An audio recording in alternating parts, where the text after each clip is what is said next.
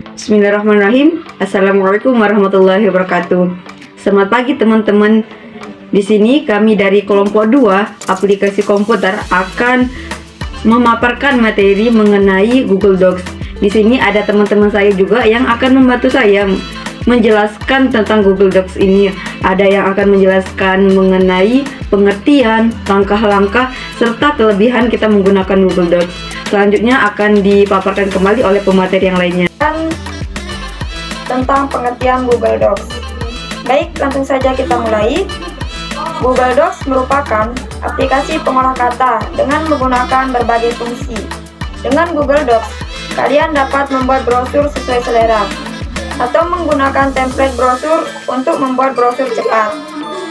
Dapat menggunakan template yang cocok dengan kebutuhan kalian dengan menjelajahi ribuan template di template galeri. Kalian hanya dapat membuat brosur melalui situs Google Docs, dan brosur yang kalian buat akan tersimpan di Google Drive secara otomatis. Ini saya akan melanjutkan pemaparan materi dari pemateri pertama. Langsung saja, materinya yaitu cara mengakses Google Docs. Yang pertama, pastikan Anda mempunyai akun Google terlebih dahulu. Yang kedua, akses Google Drive Anda dengan cara mengklik menu aplikasi di bagian kiri atas di sebelah icon bell notification, lalu klik Drive. Kemudian yang ketiga, buatlah berkas Google Docs dengan cara mengklik folder yang terletak pada panel pada layar Google Drive tersebut. Setelah itu, klik upload file atau upload folder, lalu Google Docs Anda sudah bisa diakses. Di sini saya akan memberitahu tahapan membuat brosur secara manual di Google Docs. Jadi tahap pertama ialah kunjungi Chrome, lalu buka tab baru di perambahan Anda, lalu kunjungi Google Docs. Nah, untuk tahap kedua ialah kita akan mengisi email atau alamat email kita di kolom sign in. Nah, di sana kita akan mengisi email secara biasa. Nah, untuk diinfokan terlebih lagi bahwa ketika Anda sebelumnya pernah menyimpan dokumen di Google Drive, Anda juga bisa mengakses dokumen tersebut di Google Drive. Nah, untuk tahap ketiga ialah membuat dokumen baru. Nah, ketika kita baru masuk ke dalam Google Docs, di sana ada tombol panah yang berwarna biru. Nah, di sana kita pencet untuk membuat dokumen baru. Formulir pendaftaran mulai dari nol. Adapun langkah-langkahnya sebagai berikut. Langkah yang pertama yaitu ulangi langkah pada cara 1-7 pembuatan brosur secara manual di atas. Terus langkah yang kedua yaitu memberi nama formulir Anda di bagian atas tabel selain nama formulir, misalnya formulir pendaftaran, absensi, izin. Anda juga dapat menyertakan deskripsi jika diinginkan. Langkah yang ketiga yaitu tuliskan judul kolom di baris pertama tabel saat membuat formulir pendaftaran. Setidaknya Anda harus menyertakan kolom nama. Setelah itu Anda dapat menambahkan kolom isian lain sesuai kebutuhan Anda. Terus langkah yang keempat yaitu memberi nomor baris untuk mempermudah Anda menghitung jumlah peserta mulai dari angka 1 dan selanjutnya hingga akhir tabel.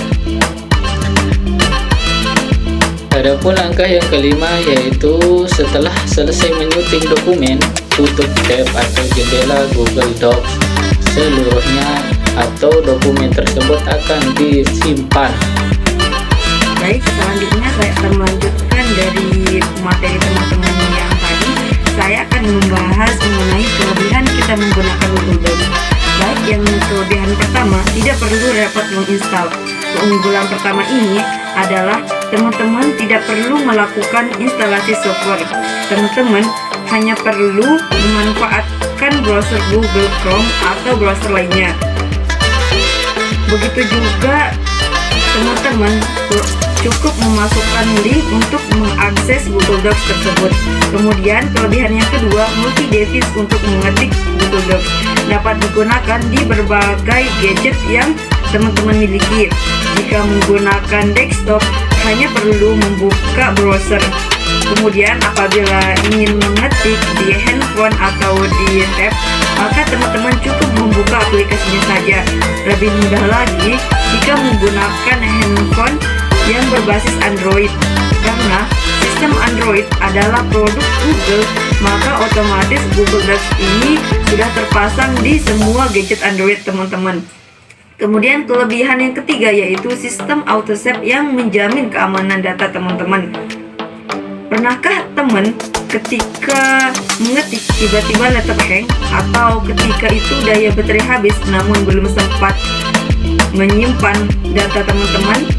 Nah, jika teman-teman menggunakan Google Docs ini, teman-teman tidak perlu repot-repot mengklik tombol save. Kenapa? Karena sepertian detik teman-teman menulis, pada saat itu juga tulisan teman-teman langsung tersimpan pada tersebut. Kemudian yang keempat, mudah bekerja secara kelompok. Jika bisa dilakukan bersama-sama, mengapa harus mengerjakannya sendirian? Prinsip ini diterapkan oleh Google Docs dengan mudah. Google Docs memberi kemudahan untuk bekerja secara kelompok. Teman-teman cukup share pekerjaan teman-teman untuk dilakukan oleh grup. Misalnya saja, teman-teman sedang menulis e-book yang sangat panjang. Nah, di sini sementara teman-teman butuh melibatkan kontribusi dari berbagai penulis. Nah, ini adalah salah satu alternatif untuk teman-teman, yaitu menggunakan Google Docs.